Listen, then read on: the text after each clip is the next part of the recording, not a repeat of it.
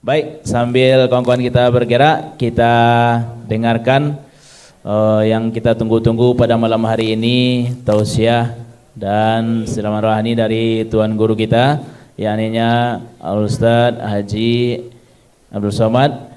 Sebelum itu kita semarakkan kembali malam hari ini dengan perikikan takbir Allahu Akbar. Kepada Tuan Guru kita persilakan. Bismillahirrahmanirrahim. Assalamualaikum warahmatullahi wabarakatuh. Alhamdulillahilladzi bi ni'matihi tatimmu shalihat, wassalatu wassalamu ala sayyidis sadat wa ala alihi wa ashabihi ahlil fadaili wal karamat. Yang sama-sama kita hormati Kiai Haji Tengku Zulkarnain, Wakil Sekjen Majelis Ulama Indonesia Pusat.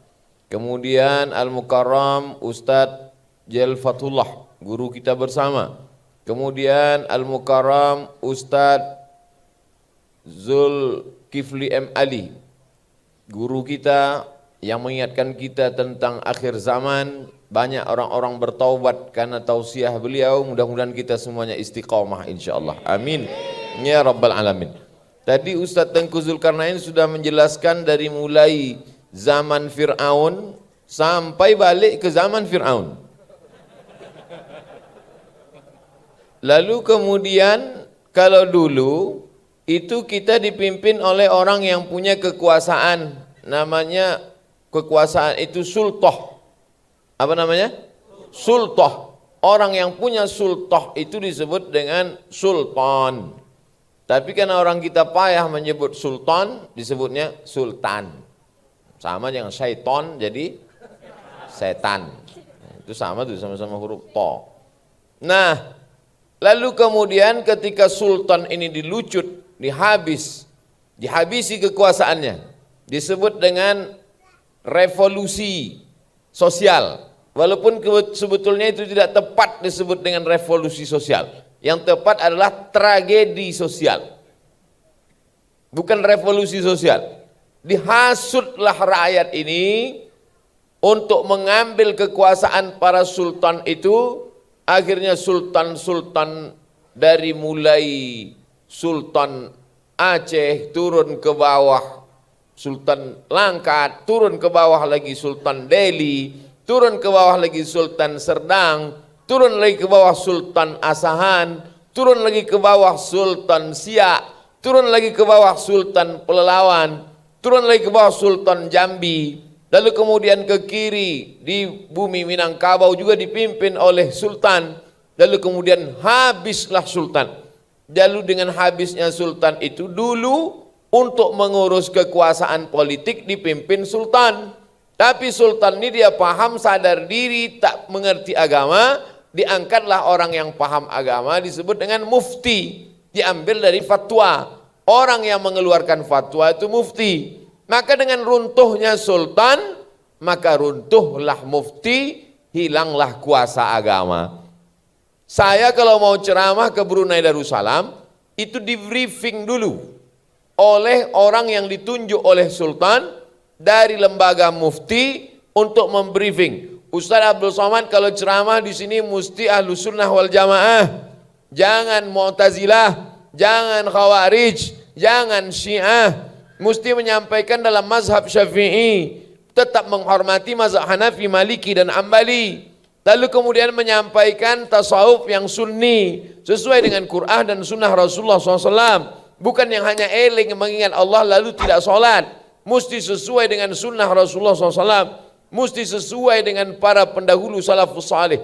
Barulah dibolehkan ceramah. Begitu juga ketika mau mendapatkan tauliah, mesti diberikan oleh sultan. Tapi lalu kemudian ketika sultan-sultan ini dilucut, dihabisi kekuasaannya, maka tumbanglah mufti-mufti itu, habislah. Tapi kemudian kita tetap husnuzon dan percaya. Kenapa? Karena masih terpayungi oleh satu kata syariat. Kata sultan-sultan itu tak apa-apa, kekuasaan kami kalian ambil-ambillah. Tapi kami masih ada payungnya. Apa payungnya? Ketuhanan dengan menjalankan syariat Islam bagi pemeluknya. Tapi ini ancaman.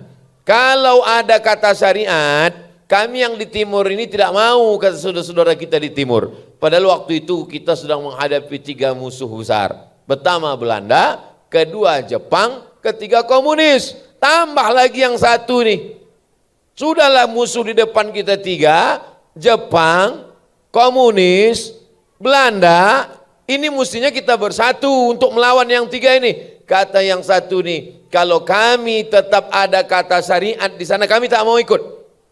Umat Islam waktu itu yang sedang mencari kawan, bukan mencari lawan. Oke lah, kalau kalian berkeberatan dengan kata syariat, turunkan lagi. Maka ketuhanan yang Maha Esa dengan tetap berprasangka baik bahwa ini tetap terjaga. Kenapa? Karena pakai sistem demokrasi, suara yang paling banyak, suara yang paling mayoritas, itulah yang akan menang.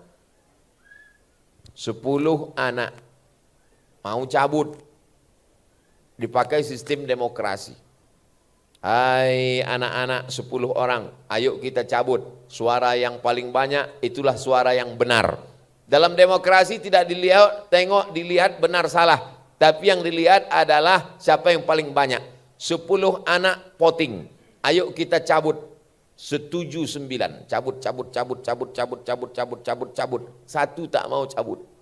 Kira-kira waktu itu yang terjadi cabut apa tak cabut? Cabut, karena 9 setuju cabut. Lalu kemudian kalau 10 anak tadi dimasukkan sekolah tahfiz Quran, 9 tahun umurnya hafal dia Quran. Lalu kemudian 10 anak tadi di voting mau cabut. Tiba-tiba yang mau cabut cuman yang 1. Yang 9 tak mau cabut. Kira-kira kalau pakai demokrasi cabut apa tak cabut? Tidak cabut. Oleh sebab itu demokrasi itu yang jahat adalah isinya. Maka isinya ini mesti dibodohkan. Karena anak-anak yang hafal Quran ini, dia hafal Arba'in Nawawi, hafal hadis bisa sholat, penampilannya pun good looking, ini otaknya tidak bisa dirusak. Tidak bisa diganggu dengan game online PlayStation. Memang kecil kepalanya, tapi 30 juz dalam. Ini mengkhawatirkan. Ini akan merusak. Ini akan mengganggu. Kenapa? Karena pasti dia tidak akan setuju dengan LGBT. Betul? Pasti dia tidak akan setuju dengan pesta seks. Dia tidak akan setuju dengan perempuan buka aurat. Dia tidak akan setuju dengan diskotik. Dia tidak akan setuju dengan jual khamar di pinggir jalan.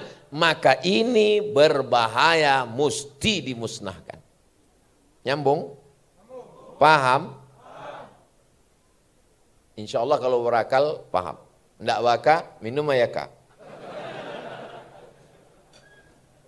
Jadi orang yang bingung itu, mengapalah orang berpenampilan bagus, ganteng, orang yang pakai pakaian bersih, suci, rajin sholat ke masjid, mengapa dicurigai, mengapa dikatakan akan menjadi antek-antek, sarang-sarang, bibit-bibit teroris, mengapa akan dikatakan radikal? Karena memang dia ke depan berbahaya untuk kehidupan perbuatan mungkar. Karena mereka pasti akan melihat kemungkaran itu, mereka akan berteriak, mereka akan berkatakan itu mungkar. Karena mereka sudah diajarkan ayat, kuntum khaira ummah, kalian adalah umat yang terbaik, ta'muruna bil ma'ruf wa tanhauna 'anil munkar. Inti daripada salat itu apa? Salat itu bukan sekedar takbiratul ihram, duduk, bukan. Inti daripada salat, inna salata tanha 'anil fahsya wal munkar. Itu yang tak mau. Silakan ramaikan masjid, silakan ramaikan majelis zikir, tapi jangan ganggu orang berbuat mungkar. Yang penting mereka tidak mengganggu kita, nggak apa-apa mereka mabuk di sana. Assalamualaikum Pak Ustadz, Pak Kiai, Tuan Guru, Buya. Yo, itu ada orang mabuk pacaran di sana, pesta seks LGBT, nggak apa-apa. Yang penting tidak mengganggu masjid kita. Yang penting kita zikir, afdhalu zikri fa'lam annahu la ilaha illallah. Sebulan kemudian datang laporan, Buya, ya mereka sudah mulai mendekat Buya, enggak apa-apa, yang penting mereka tak mengganggu masjid kita. Setahun, 2 tahun, 5 tahun, 10 tahun, buya. Masjid kita sudah dikepung mereka mau ambil. Barulah kita ribut. Terlambat.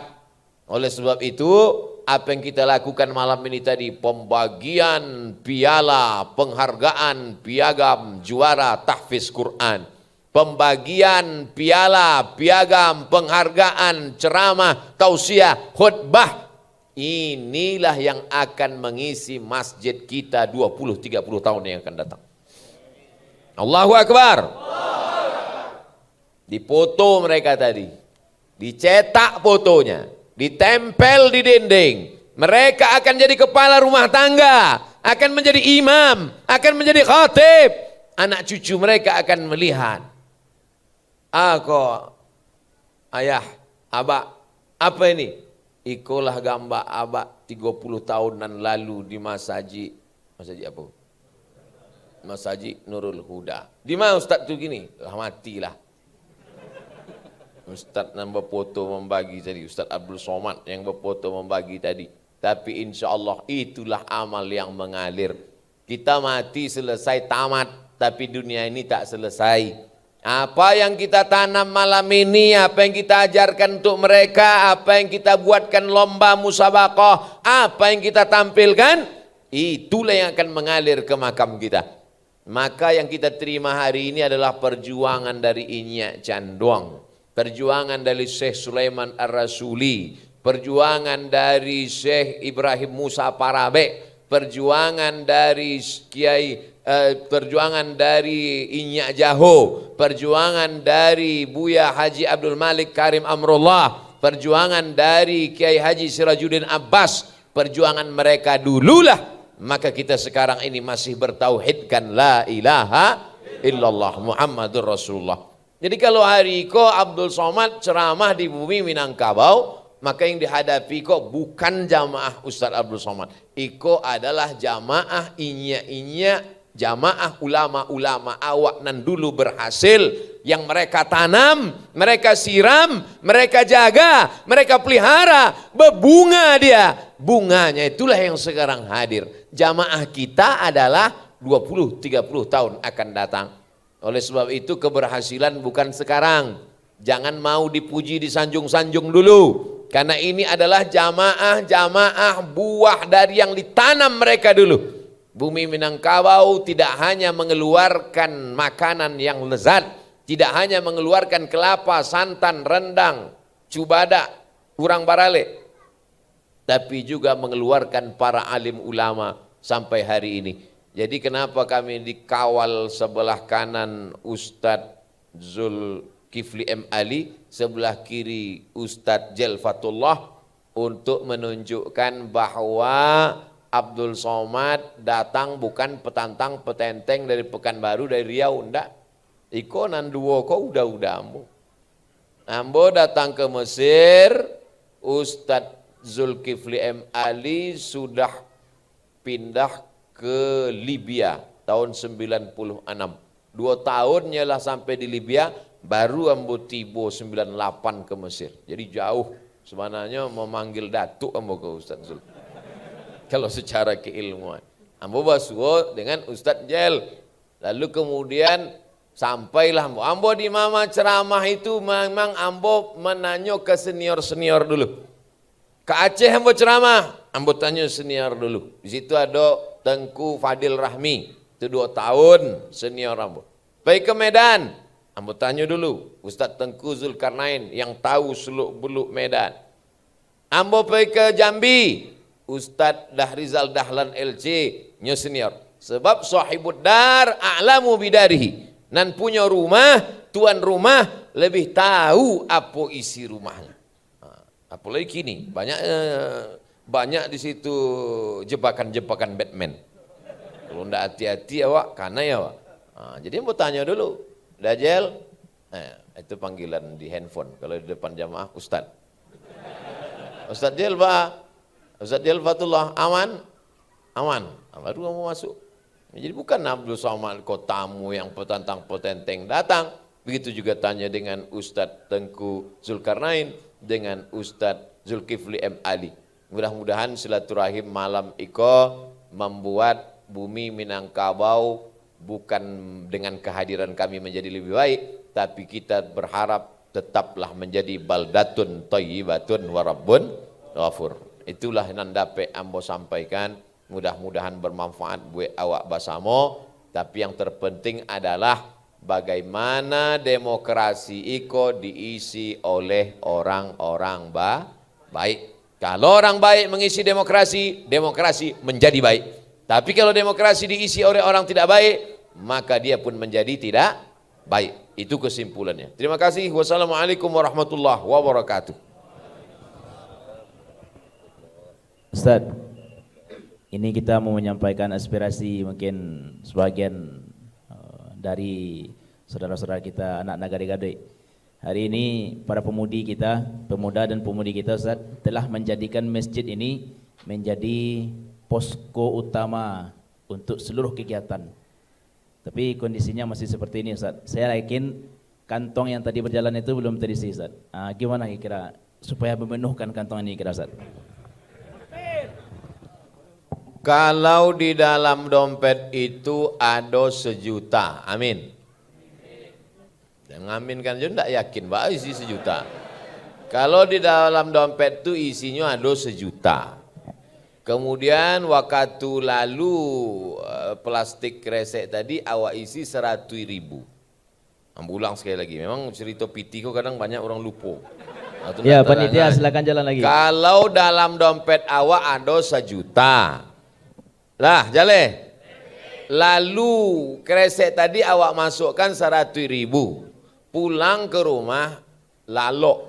Besok pagi indak jago lalok, mati. Nan awak bawa mati nan 100.000 atau nan 900 nan tinggal di dompet tuh. Nan 900 itu kamu apanya? Habis. Nah, kini yang mau tanya, kalau awak mati ni orang membawa 100 apa 900? Awak seriusnya galak kok ya. Ambo indak memaksa. Cuma ambo sedang memberitahu bahwa apa yang awak masukkan ke kresek tadi itu yang akan awak bawa mati. Apa yang awak balikan ke tanah, balik ke rumah, simpan di bank. Apalagi kini bank sedang susah. Kini menarik PT cash mesti telepon dulu. Tak ada PT itu kini. Habis tak kamu apa ini? Kini orang kalau di mana PT apa? Di bank. Yakin ada PT itu? Tak yakin kan? Nan pasti itulah nan masuk ke resek. Putar agak 2, 3, 7 kali untuk tawaf. Itulah akan menolong di hadapan Allah Subhanahu wa taala. Ma'akal tafa'afnaita yang kau makan busuk. Wa ma labista fa'ablaita yang kau pakai lapuk. Wa ma tasaddaqta yang kau isikan ke kresek ini fa'amdaita. Kawak lu apa ini?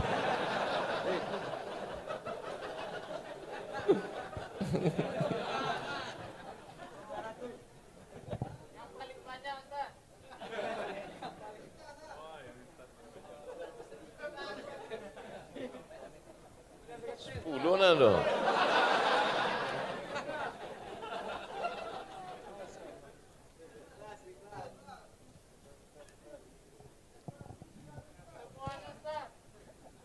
Ongkos pulang besok.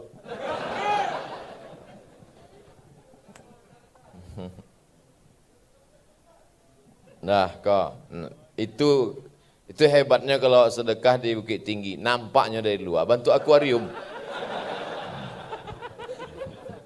Itulah yang akan awak bawa mati, ya. Balikan ke kerikil, balikan untuk WC itu. Oleh sebab itu maka Mas Haji Iko tidak akan tamuet, bantu. Banyak orang tagak tidak dapat duduk. Insya Allah, Iko tiap malam bantu Iko. Semoga insyaAllah Ustaz. InsyaAllah, amin ya Rabbal Alamin.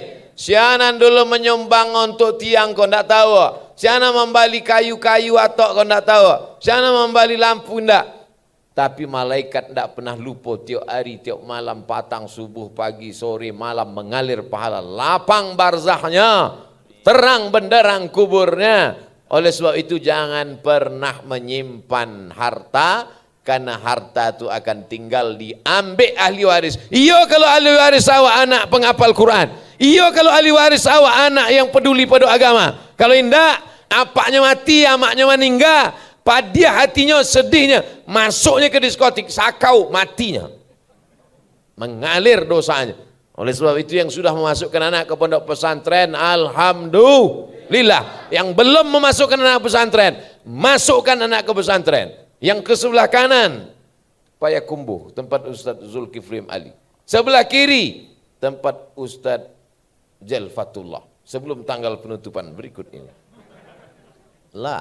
Like and share. Saudara yang dimuliakan Allah Subhanahu wa taala, hidup kau singkat. Hidup ini singkat. Buya-buya awak dulu, ulama-ulama awak dulu. Nama besar. Bara orang Minangkabau nan kayo rayo nan hebat yang konglomerat mati, meninggal dunia. Tapi masjid yang nyo bangun, pondok pesantren nyo tagakkan, tanah yang nyo wakafkan, itulah yang kekal abadi. Rumah gadang, rumah besar, rumah mewah, habis saudara. Apa nama kecekkan ni? Yo apa enggak? Kalau memang yo, isilah plastik tadi.